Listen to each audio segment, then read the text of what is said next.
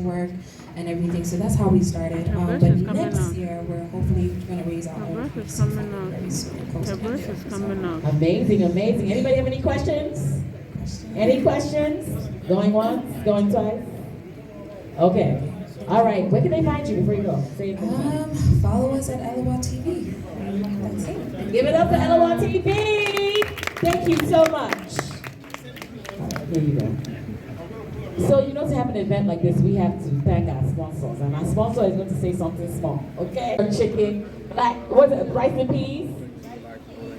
Everything. We got Jamaican flavor right here in Ghana. All right, are we ready for the next one? Yeah. Okay, oh wow. You guys are so fast, I'm not even used to it right now. You have the other mic? Okay, please. Our next speaker for our TEDx is Abisola Fanya. Clap. I will come to everybody's seat too. I will come. Okay. Akwaba, everyone. How's everyone doing today? Yeah. Good. You got some cocktails and some drinks? Okay. I just want to say a big shout out to Influencer Fest for having LOL TV and my team to be here on our first TED Talk. And we're going to get started really quickly. So I'm Abisola, founder of LOL TV, and I'm executive producer. I'm Nigerian, but I do consider myself Ghanaian based from my grandmother.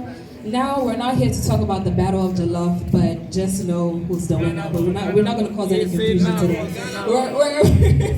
We're not gonna do that today.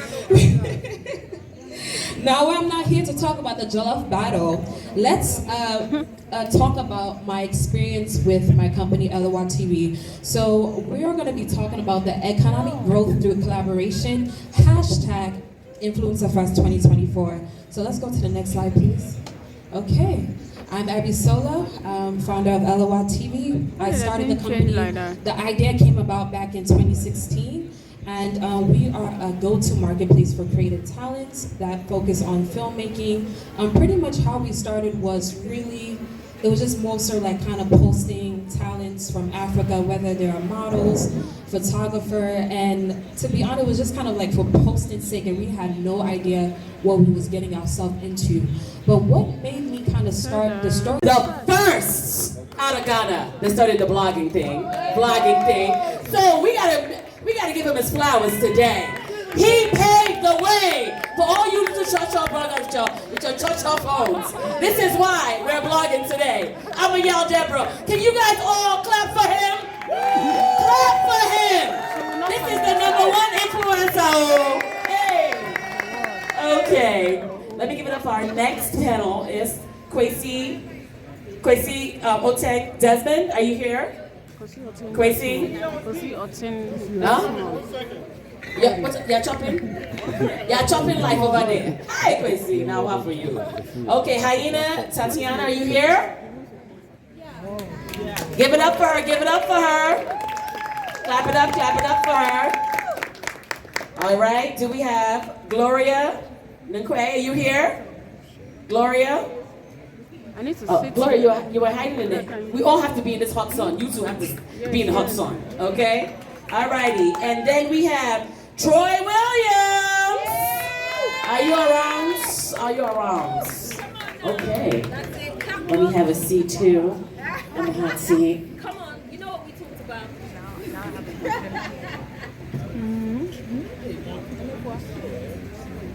Can we have a microphone for them, please? Welcome to Influencer Fest 2024. I'm your host, Literati, and I got some questions for y'all. Okay? First question. How do you maintain authenticity in a world driven by trends and matrix? Who wants to go first?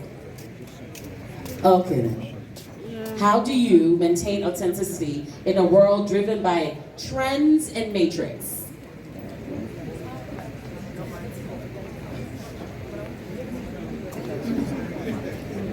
Yeah, the other one is.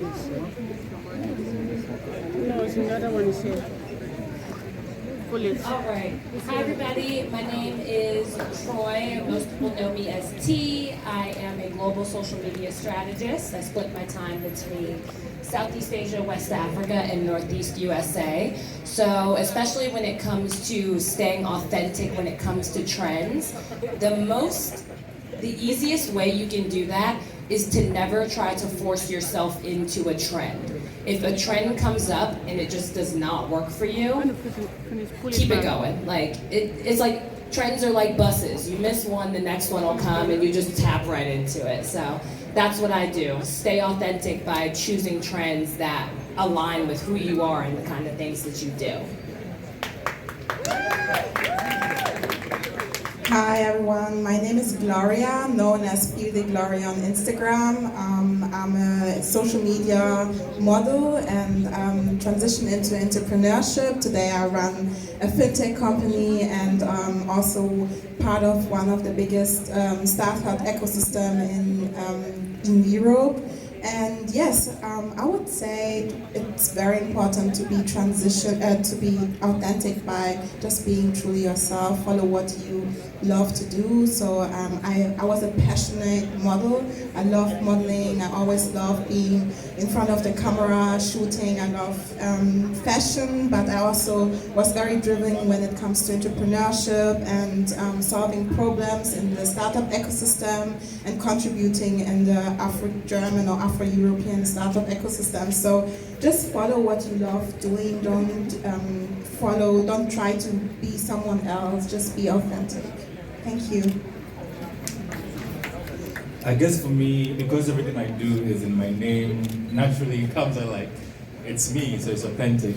But I think a cool way to go around it is to find yourself within the trend. So even though it's trended, you put yourself and the elements that make it you in it. So if a challenge is trending, you might as well hop onto it, but own it so that it's like you're driving on the trend, but the trend is not really taking over you. Yeah. Thank you.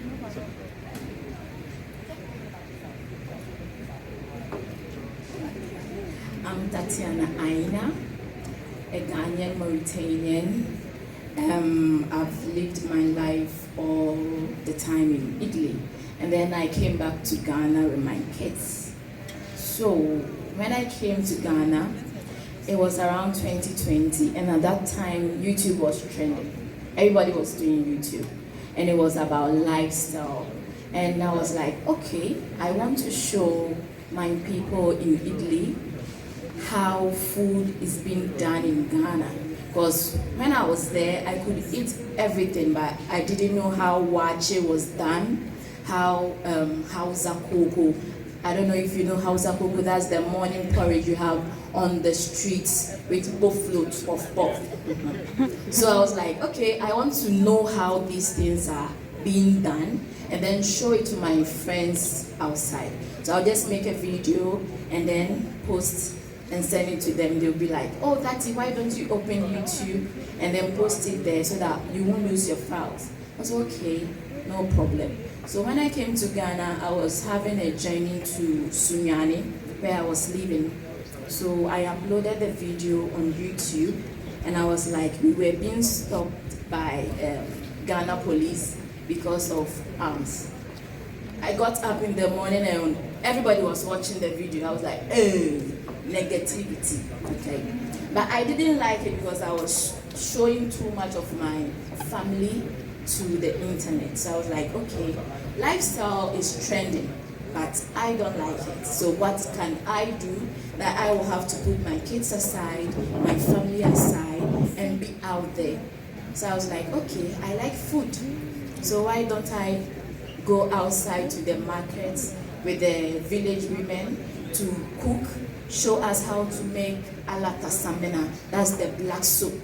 And then I started posting, and today we have more than 240,000 subscribers on YouTube. And I have met one of the biggest bloggers or vlogger in this community. Like, YouTube community that is Sonny of Best Food Ever Food Review. I was staying at home and it was like, Tati, can you come over? I'm in Ghana. It's like, okay, I'm here. So you can be authentic with your own self. You don't have to go with the trends that everybody's doing. You like food? Go outside, make food, eat food, post it there. I get paid by eating food. So.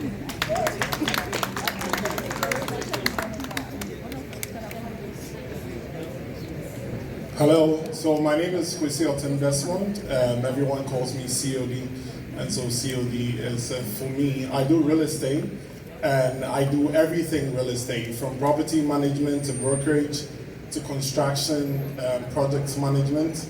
You would find me there. I would say that it pays to be authentic with what you do, because again, just tapping into Tanya's story, when I started my YouTube, it's just been a 2 years journey on YouTube.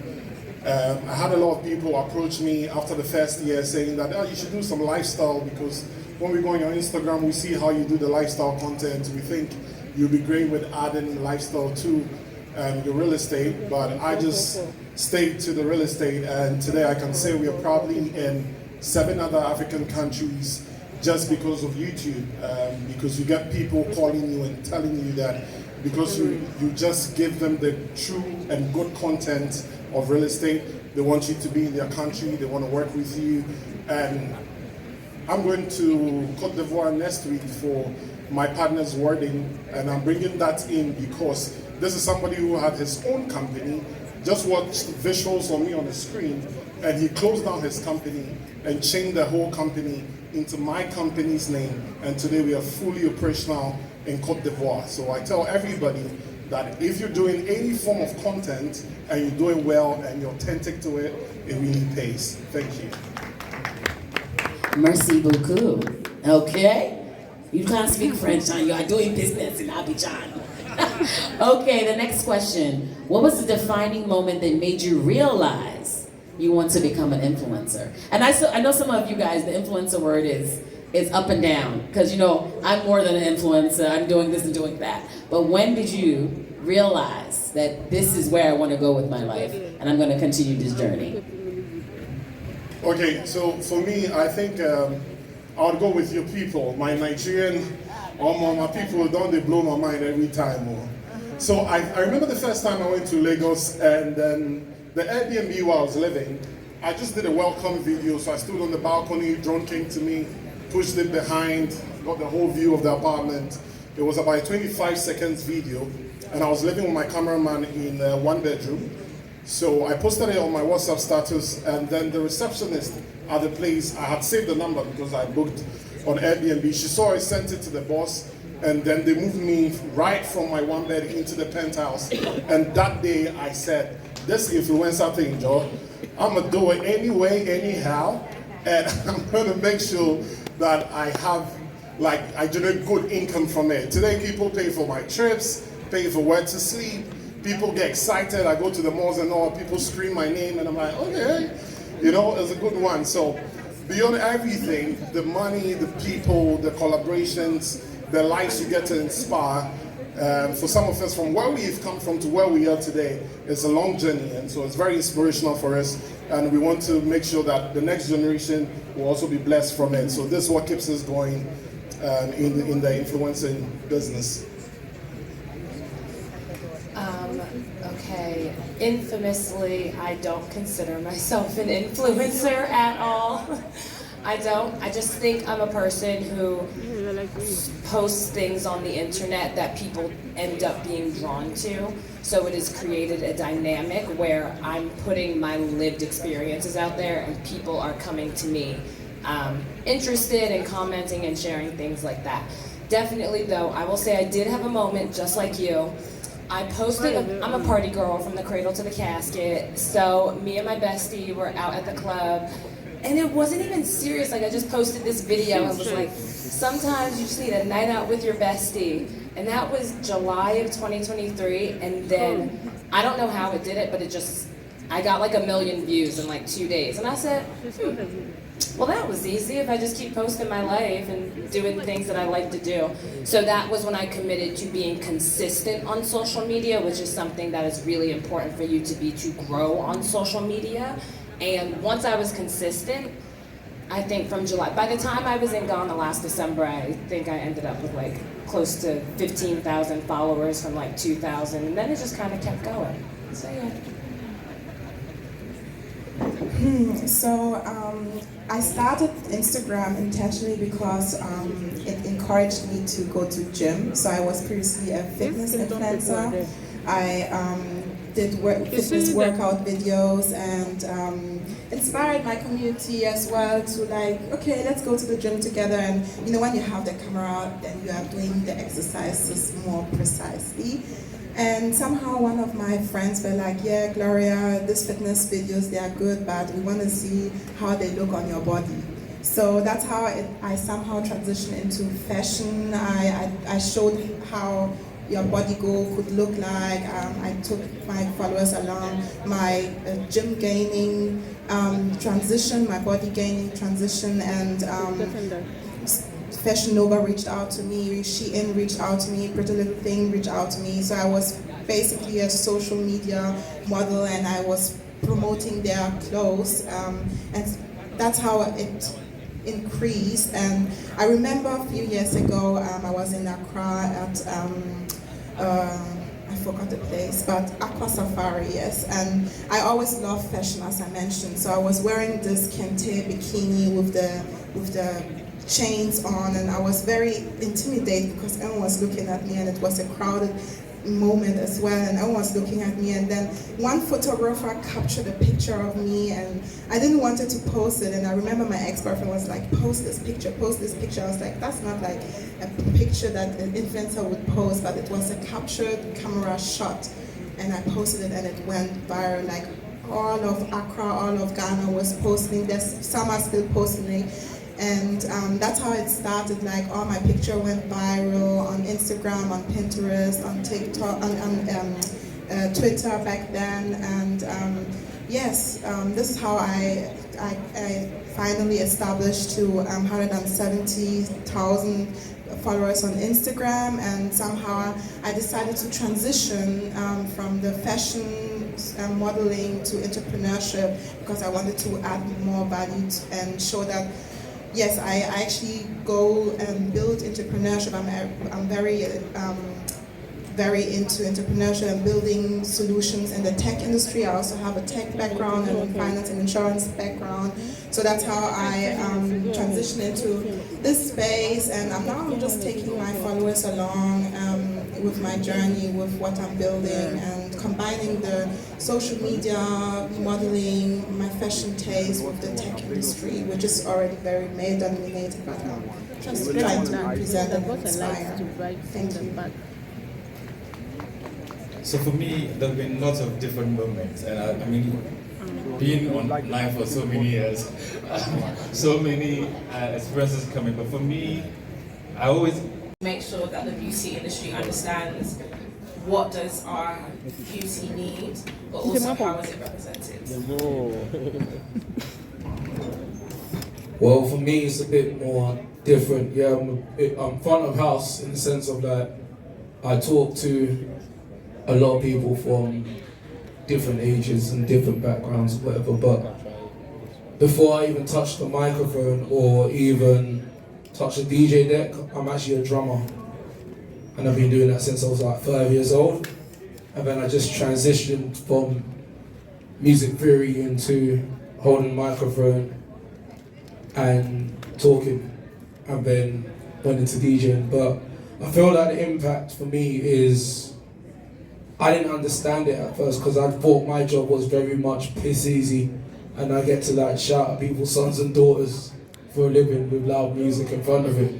But as I grew to realize in my job, it is very impactful and it does hold a lot of influence because people are literally following my lead from what I say to how I move to what I do and how I move, even to the music that I play. It changes their perspective because I don't know what they're being through until they walk into my venue. And I could be playing one R&B song, I might have one girl crying.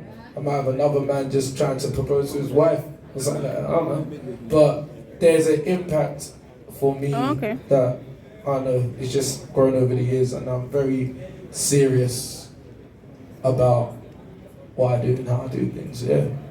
It's mad. I want to get the question again, so I'll make sure I answer correctly.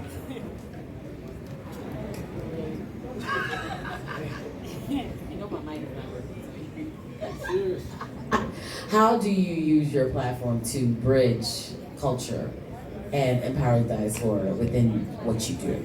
Okay. So bridging the gap, I feel like that's something that just comes natural. I mean, my audience, a lot of my audience is from the States, right? So I started with music. I'm a music administrator. I deal with a lot of the background business with music. And because of that, when I started doing the Cashew Daddy brand, it was just like that audience kind of gravitated over there. So I believe, like, you know, what I'm doing, which is influential, is I'm showing people that, you know, people like myself that would never think about coming to Africa, I'm allowing them to see, yo, there's a lot going on here. Not only that, there's opportunity to start real business, and not just business, but big business, right? So those are the things that I'm doing. How am I being influential? I wouldn't find myself to be an influencer, but I do feel like I got a story, right? You know, coming from Brooklyn, you know, having a West Indian background, you know, reconnecting, coming back to Ghana. My mom always told me we was from Ghana. I'm like, yo, you from Guyana, what are you talking about? But I was able to see that connection, right? And it's funny how the stories pass down through the family. So my mom really was like, yo, we from Ghana, and I thought she was bugging. Had the Santi picture in the house for years, and I never looked at it until I came back. But I think I'm being influential in that way, just by doing it, not by talking about it, but actually showing people that, yo, you know what, I came here, I took the skills that I had, you know what I'm saying, and solved the problem for myself and other people, because I wasn't the only person that couldn't find cashews. That's why I got into it. That's my go-to snack. So as I was traveling and heading to my home, I couldn't find it, and I'm sure there was other people that had the same issues as me. I literally thought about that. So that's why I got into cashews, and yeah, so that's what I'm doing. So there's a trend going on with influencers where some of them that used to be multi-millionaires, millionaires, thousandaires, now don't have any money. So how can you sustain? How do you sustain your influence beyond just, you know, posting or, you know, whatever? Because there's a trend now. Well, everybody's gotten into this factory. So basically, how do you keep the hustle going? I have a very real story for this. So I've been doing this for a very long time, 12 years, but I've been self-employed for the past 9 years, just from content creation alone. This year has probably been the least profitable year of my career. And because of that, I had to get a job. And that meant part of me eating my pride and stepping away from what I love to do to go and get a job to make sure that I can make ends meet. And that's something that we don't talk about in terms of this industry is very up and down, it's not consistent. It's all based on your following at times, but also what brands want in that moment. And this year just wasn't my year. That's how I kind of summed it up to. This year wasn't my year. So I went and got a job with Intel doing AI. And from doing that, I actually learned way more skills that I can now adopt to what I currently do. So it wasn't a bad thing, it just was a pivoting thing. And because I actually learned within AI, there's a gap for Black beauty. So in a sense, it's kind of taken me right back to where I've come from. So I'm now working within the AI space to make sure that Black women and Black beauty is represented when it comes to avatars and the different technology that's being used. So it's given me the opportunity. But within that conversation, I always say sometimes it feels like you've become an A-list celebrity and now you've gone down to a D-list celebrity, and you're trying to figure out where do I fit in the space, because the influencer space can be quite fickle and quite, naive in a sense, where people believe that you're going to be this superstar for a very long time. There was a time where I was easily making up to 10K a month just from influencing alone. And when that stops, you now have to figure out what's next, what do I do? And where do my skills benefit me? So it's an uncomfortable conversation because you have to actually sit and reflect with yourself. And it's a hard one because even when I was working with Intel, people are coming in store looking at me like, why are you here? Like, what's going on here? But the reality is things happen, things shift, they change, and you just have to adapt and use your skills that you've had in one sector to come to another. And I think, especially as Black people, we're very prideful when it comes to these things, and sometimes it's just you gotta do what you gotta do. Yeah, no, that's real talk. I think for me, there's a lot of MCs and DJs in Accra, Ghana, or even around the world. So for me, what keeps me different is the fact that my accent is very much poignant, and the way in which I carry myself is very much different to the average MC or DJ that's around, and I'm well travelled now. So like, others may look at me to be like, I'm that guy, to be like, yeah, come through, Handsome Fella's online, but you don't know what Handsome Fella goes through when he's taking planes which last 24 hours plus to getting on stage for 4 or 5 hours to coming back to a hotel room literally decrepit. Like, they don't see that. All they see is a man on stage delivering. Do you know what I'm saying? So like, I recently just came back from Australia. I just came off tour. So like, I looked at that tour and I looked at myself coming back here, and I was like, I feel like I'm here for the space, but I feel like me, myself, have changed as an entertainer, and my direction in where I want to go for my brand as Handsome Fella has changed a lot. There's a lot of samey stuff that's going on in regards to like the MCs and the DJs and what they play and how they move. You know what I'm saying? There is a fickle energy when it comes to the entertainers as well out here.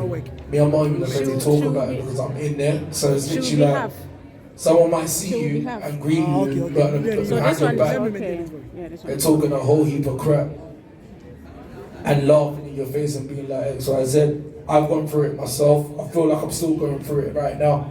And I feel like, to be honest, I'm gonna give two shits. So it is what it is, because that's how I move. I'm not here for everyone.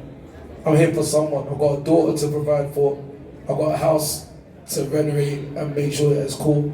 So I'm gonna use my skill set. I'm gonna use my passion for music and for entertainment to make those things happen. So that's what keeps my brand and the hustle going for me. I just gotta stay true to myself. I can't be anyone else but me. And doing that, luckily enough, I get paid to do that. I get paid to be myself. It's crazy. I don't see myself as an influencer either. But when people look at me, they're looking at me like, they say superstar, they say influencers, they say this, they say that. And I'm just like, yo, cuz, I can't even lie. I'm just a normal person that, you know what I'm saying? But it's how people view you. It's for you to take that in and use it as your persona, knowing that it's not, which will affect you quicker than you not accepting it and just taking it in as a form of flattery. You know what I'm saying? So I feel like I do the latter, and I feel like it's got me a lot more further than most. So yeah, thank you. Do you need the question again? Nah, I got okay, it. Good. I got it this time. I'm good. Active listening. I'm good. So you were talking about like how do you sustain and how do you maintain what it is that you're doing. So, you know, I'm running a business. I listen to the customers, right? So I'm distributing to distributors. I'm distributing to stores, and that product is getting to the customers. So I'll just listen to the customers that hit me directly, and I listen to the stores. I go into the stores and I ask them, what's going on? What's the feedback in regards to the product? And that lets me know, you know, what's going on. So that's one of the ways that I maintain. Another thing is just having delayed gratification. You understand? See, well, I'm dealing with something where, you know, it ain't like I'm pimping or something. I got to spend money to re-up. nah, there ain't no re-up in that. So, so check this out. I'm buying, so I have to buy, cashews, right? It is not free. So for me, it's always about, getting them when they're the most cheapest and trying to buy as much as I can. And that's how I sustain. And a lot of delayed gratification too. I could have been out here straight wilding, and really turning up real crazy like back home. But my thing was really about building my business. It's about building my business, excuse me. If my slang is real crazy, but it's really about just building a business. Yeah, we're gonna talk about it. So really it's about just building a business. I really keep my head down, that's what I'm about. I'm about Cashew Daddy. And most people will tell you, you see me and then you don't see me, but really what I'm doing is I'm building and I'm being very creative and innovative. If you jump onto my Instagram, you'll be able to see exactly what I'm doing. I've done some things that's groundbreaking and it's gonna be more of that. So in regards to sustaining and maintaining, it's all about just being creative, innovative, having a little delayed gratification in regards to the moves that you're making. Because everybody could be out here wilding, partying, renting cars, buying cars and all of that. But I think it's a long-term goal. And that's how I'm able to buy land and continue building the way that I'm building. I just want to thank you guys for being transparent and candid with everything. As we know, with this journey, it's up and it's down, and it's all around. Thank you so much, panel two. You guys did an amazing job. I know we're going right next to our next panel. Aren't you I think you're moderating the next panel, right? Yes. But let's play a little music, one song, and then we will come with a deep dive panel, which is next. Not done.